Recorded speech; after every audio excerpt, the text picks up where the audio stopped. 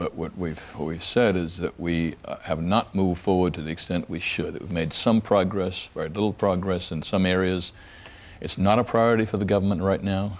You don't see the Congress or the President talking about that public safety as number one, as we think it should be. And a lot of the things we need to do, really to prevent another 9/11, just simply aren't being done by the President or by the Congress. Do you believe that you were being, in effect, used by the President during the campaign with that photo op? Oh, I don't think we were being used. He accepted our report. We were happy he did. What we're concerned about now is that these recommendations, more than 4 years after 9/11, are still not being done. People are not paying attention to them. And if they're not put into place, we are very vulnerable as a people to another attack. You both wrote an op-ed piece September 11th, 2005, just 2 months ago, and this is what you pointed out. 1, allocate first responder funding on the basis of risk, not politics. 2, complete critical risk assessments mandated by the Intelligence Reform Act. 3, provide reliable radio spectrum for emergency responders. 4, establish a unified incident command system. Congressman Hamilton, has any of that been done? Well, certainly not enough. On the question of setting aside part of the radio spectrum for the first responders, there's an important bill pending right now in the Congress. We hope it'll be approved within the next few days. It really approaches scandal to think that 4 years after 9/11, the police and the fire cannot talk to one another at the scene of the disaster. We should tell our viewers about that. The District of Columbia, police and fire, could not speak to Arlington, Virginia, Alexandria, Virginia, over at the Pentagon. During Katrina, local, state, and federal officials couldn't communicate with each other because the bands in which they were trying to communicate were not compatible. Absolutely. This is a no-brainer. From the standpoint of responding to a disaster, the key responders must be able to talk with one another. They could not do it on 9/11, and as a result of that, lives were lost. They could not do it at Katrina. They still cannot do it. And we think this must be urgently considered and approved. Now, that's not the only problem. Will it get fixed this week?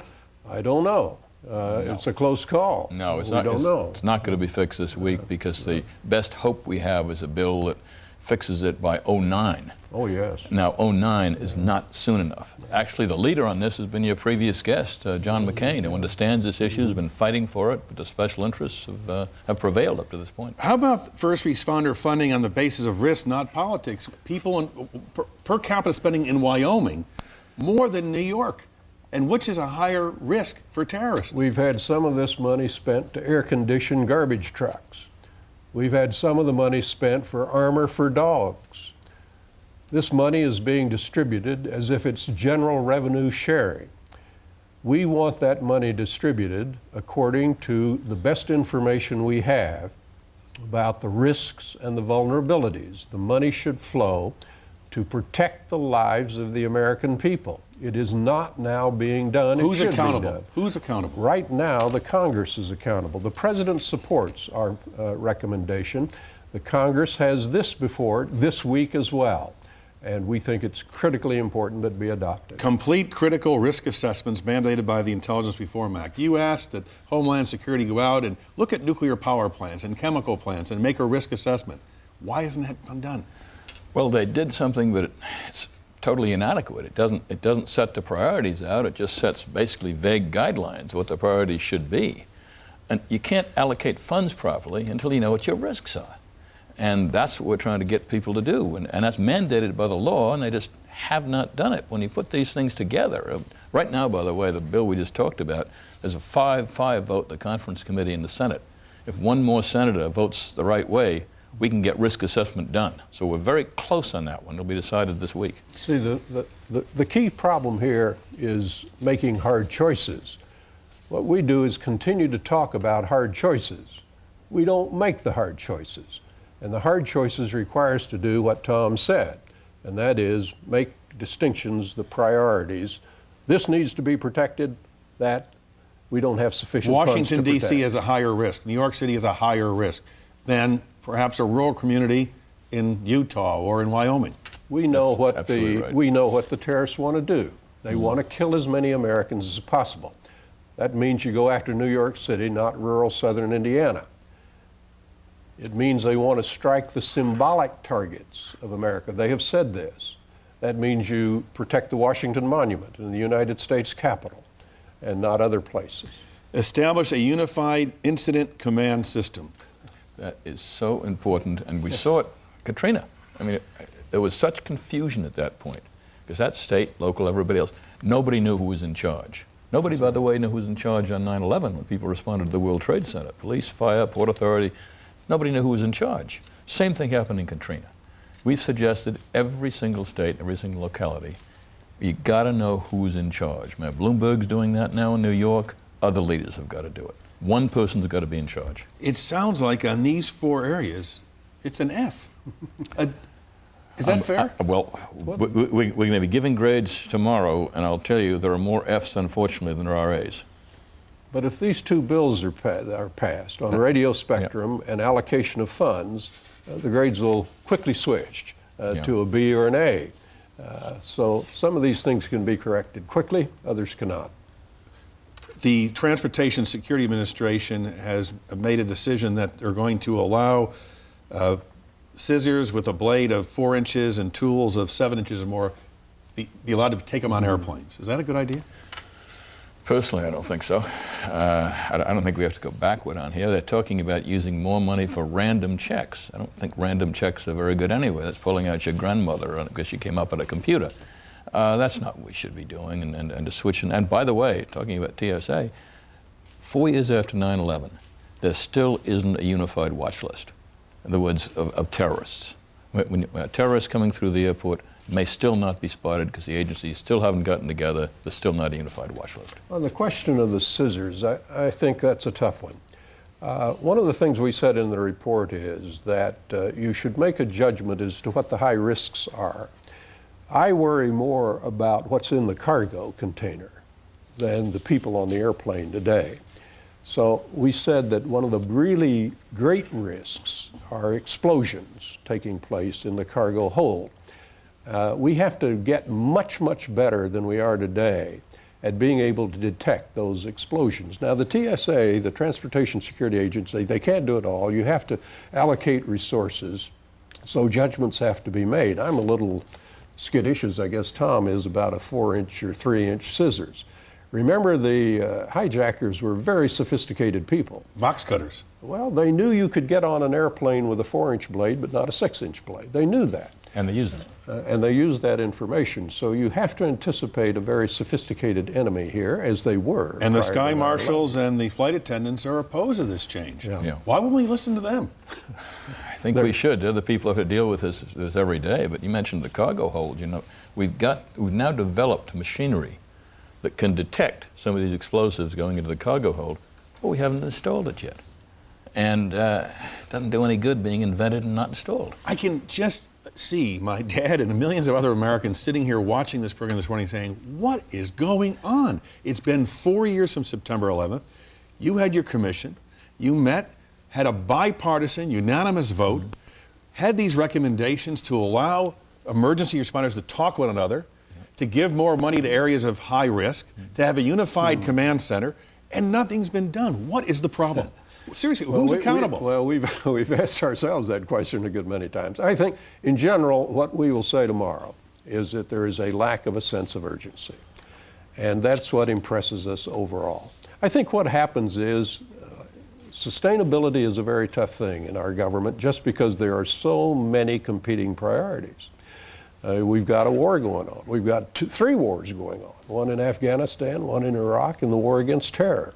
And it's awfully hard to keep people focused on something like this. What Tom and I and the other commissioners are saying is we have to get back to a real sense of urgency about protecting the safety and the security of the American people. 2 other big issues you raised, the non-proliferation, the maximum effort by the U.S. government to prevent terrorists from acquiring weapons of mass destruction, public diplomacy, defining the U.S. message. How is the government doing on those? We made some progress on trying to secure nuclear sites, but not enough. We're talking about doing it in 14 years. Nobody thinks we have 14 years. Bin Laden has said he wants to use nuclear weapons to attack the United States. So that's got to be a much higher priority. We should be able to do that in 2 or 3 years if it's on top of the priority list. I think we can. And the second one you mentioned, we've got to look at our image in the world, and we've got to do things differently. We've got to talk about public education for people in some of these countries. We've got to talk about the kind of image we have and the things we do to create that image. Because if we don't, there are going to be more terrorists created than the ones we're now killing. Does the debate over torture help that? Debate over torture doesn't help that at all. I mean, for us to be talking in the United States about whether or not we should torture people, we recommended very strongly in the report international standards that every country would go along with and how you treat international standards and how you treat prisoners. Got to do that. This is doing us no good. A few weeks ago, I had the former director of the FBI, Louis Freeh, on this program, and he was very pointed in some comments about your commission, and he wrote this piece for the Wall Street Journal. Let me walk you through it. Why did the September 11th Commission ignore Able Danger?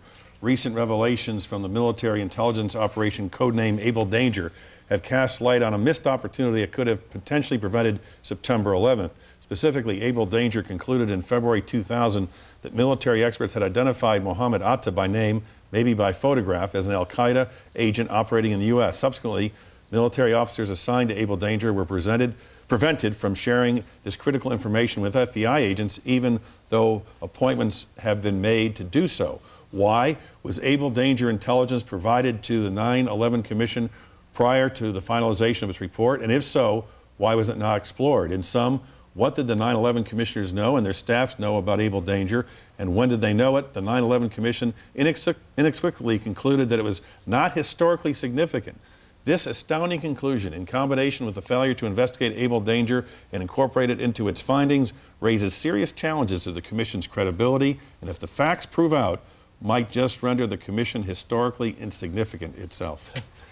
Well, that's a big if on the end there. Look, we looked at Able Danger very, very carefully. We do not think there was anything there of great significance. Now, something could come out in the future, I don't know, but in Mr. Freeh's article, he did not present any new evidence at all. Our investigators were informed about Able Danger. We requested all of the documents relating to Able Danger. We reviewed those documents. We had investigators meet with some of these people in Afghanistan and other places.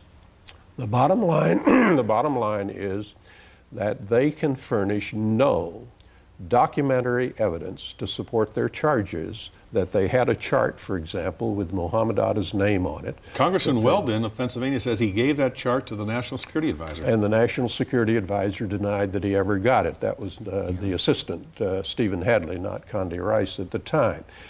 We have not seen that chart. We have not seen Mohammed Atta's name in any documentation prior to 9/11. Believe we know the name Mohammed Atta, and we would have been alert to it. We just need evidence to support these charges. We don't accuse anyone here of bad intentions, but the people that have brought forward this information have not given us any documentation. They were not involved in the analysis of it themselves. Their recollections in some respects, for example, the whereabouts of Mohammed Atta simply are not accurate. We have documentation to show that. So we need to have more evidence, and Mr. Freeh's article simply did not bring forward any new evidence. We concluded, the staff concluded, not the commission, that this information was not valid, that there was too much doubt about it. You agree with that? Yeah, we had an awful lot of people coming forward, 50 or 60, saying they saw Mohammed Atta here, they saw Mohammed Atta there, they had this and that.